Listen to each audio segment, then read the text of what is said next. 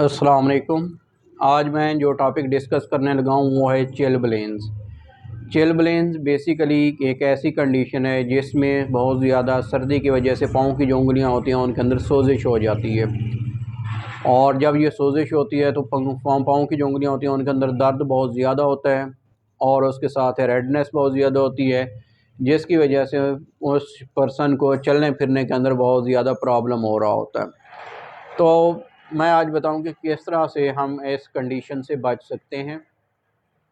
तो first one ये है कि पानी का ज़्यादा इस्तेमाल करें। पानी इतना इस्तेमाल करें जितना बॉडी को ज़रूरत है। तो आम तौर पे हम सर्दियों के अंदर क्या करते हैं, पानी बहुत ही कम पीते हैं। दूसरा ये है, स्किन जो है ना सर्दियों के अंदर बहुत ज़्यादा ड्राई हो जाती है, तो ड्राईनेस से बचाने के लिए एक सूटेबल मॉइस्चराइज़र का इस्तेमाल करें, ताकि ऐसा मॉइस्चराइज़र हो जो स्किन के ऊपर जो है एलर्जी काज ना करे। तो उससे भी जो है ये ड्राईनेस की कंडीशन जो है ये बच जाएगी, तो उसमें ये चिलब्लेंस के चांसेस बहुत कम होते हैं।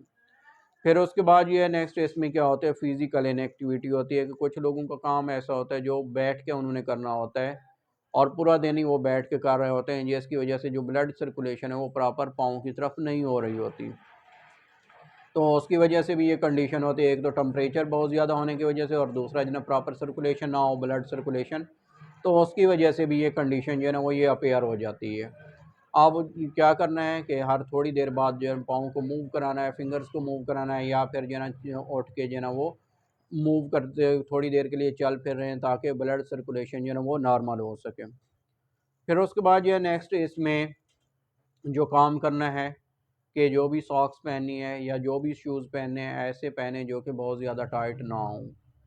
वो शूज़ ऐसे पहने जो पाँव के अंदर फिट हो जाएं। इसी तरह जो है सॉक्स वो पहने जो कि ज़्यादा टाइट ना हों, ब्लड सर्कुलेशन के अंदर जो है ना वो प्रॉब्लम क्रिएट ना कर रही हों। फिर उसके बाद जो नेक्स्ट इसमें है कि टम्परेचर का बहुत ज़्यादा इसमें फैक्टर जिस तरह बताया है कि रात के टाइम जब हम सोते हैं और उस वक्त या सुबह के टाइम हम जब जागते हैं, बाहर जाना होता है, तो बिस्तर में लेटने से आमतौर पे रूम के अंदर हीटर जलाया होता है या रज़ाई की वजह से बॉडी का टेम्परेचर ज़्यादा होता है बाहर की निस्बत। तो अगर एक ही मर्द दम जो है ना हम वहाँ से उठते हैं और बाहर निकल जाते हैं, तो एकदम ही बॉडी का टेम्परेचर जो है ना वो चेंज हो जाता है, तो जिसकी वजह से ये चिलब्लेंस की कंडीशन अपेयर होती है। तो जब भी सुबह के टाइम उठें या रात के टाइम जागना पड़े और बाहर जाना हो, तो उठ के थोड़ी देर के लिए बैठ जाएं, और बैठने के बाद जब बॉडी का टेम्परेचर कुछ नॉर्मल हो जाए तो उसके बाद फिर बाहर जाएं।